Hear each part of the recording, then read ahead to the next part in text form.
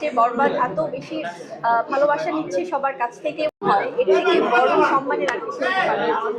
সত্যিকার অর্থে ভীষণ ভালো লাগছে আজকে আলোকিত নারী কল্যাণ ফাউন্ডেশনের উদ্যোগে নারীদের যে সম্মাননা জানানো হয়েছে, সেখান থেকে আমাকেও তারা এখানে সম্মানিত করেছেন। সো আমার পক্ষ থেকে আলোকিত নারী কল্যাণ ফাউন্ডেশনের সবার প্রতি রইল অনেক অনেক ভালোবাসা এবং সম্মান।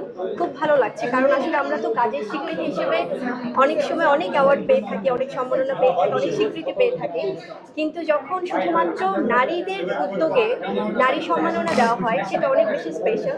তো ভীষণ ভালো লাগছে আজকে সম্মাননা গ্রহণ করতে পেরে। আমার মনে হয় সমাজে আসলে যেভাবে নারীরা এগিয়ে যাচ্ছে, সেখানে নারীরা তো নারীদের পাশে থাকছে, কিন্তু তার পাশাপাশি পুরুষরা যেভাবে নারীদেরকে এগিয়ে যাওয়ার জন্য স্মুথ করে দিচ্ছে রাস্তা, এবং তারা যেভাবে পাশে থাকছে, ছায়া হয়ে থাকছে, সাপোর্ট দিচ্ছে, সেটা আমার পক্ষ থেকে আমি সব নারীদেরকে তো সেলুট অবশ্যই জানাই এবং পুরুষদেরকে অনেক সম্মান জানাই। কারণ আজকে দেখুন, আজকে আমাদের নারীর যেভাবে সম্মাননা জানানো হয়েছে নারীদেরকে বিভিন্ন সেক্টর থেকে, চলচ্চিত্র থেকে যখন আমাকে সম্মাননা জানানো হচ্ছে নারীদের পক্ষ থেকে, এবং অন্যান্য সেক্টর থেকে যখন অন্য নারীদেরকে সম্মাননা জানানো হচ্ছে, আপনারা দেখুন আজকে যত আমার জার্নালিস্ট ভাই বোনেরা আছেন, বোনেরা তো আছেনই, বাট এখানে কিন্তু সব পুরুষ ভাইরা রয়েছেন। তো আপনারা যদি আজকে এসে এখানে এটা কভারেজ না করতেন, আমরা কিন্তু এই সম্মাননার বিষয়টি সমাজকে বা সবাইকে জানাতে পারতাম না।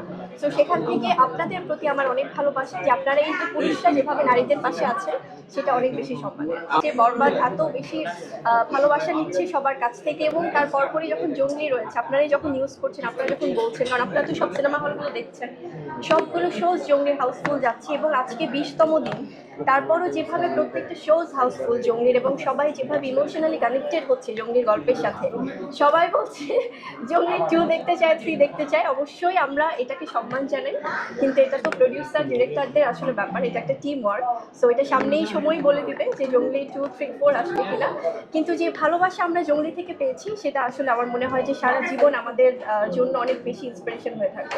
অবশ্যই আমার মনে হয় যে একজন চলচ্চিত্র কর্মী হিসেবে, চলচ্চিত্র শিল্পী হিসেবে এর থেকে আনন্দের আর কিছু হতে পারে না। আমরা তো এটাই চাই যে পুরো ইন্ডাস্ট্রিতে সবাই সবার সিনেমাকে সাপোর্ট দিবে, সবাই সব সিনেমা দেখবে, সবগুলো সিনেমা হাউসফুল যাবে। এবং যখন জঙ্গলির শোজগুলো হাউসফুল যাচ্ছে, যখন বরবাদ বা বরবাদের পরপর যখন জঙ্গলি বলা হচ্ছে, এরপর অন্যান্য সিনেমাগুলো সমান তালে কিন্তু সবাই কিন্তু ভালোবাসা দিচ্ছে, এবং দেশের বাইরে সবাই মুখিয়ে আছে। অলরেডি দেশের বাইরে আমাদের বাংলা সিনেমা রিলিজ হয়ে গেছে, সবাই ওখানেও হাউসফুল শোজ দিচ্ছে।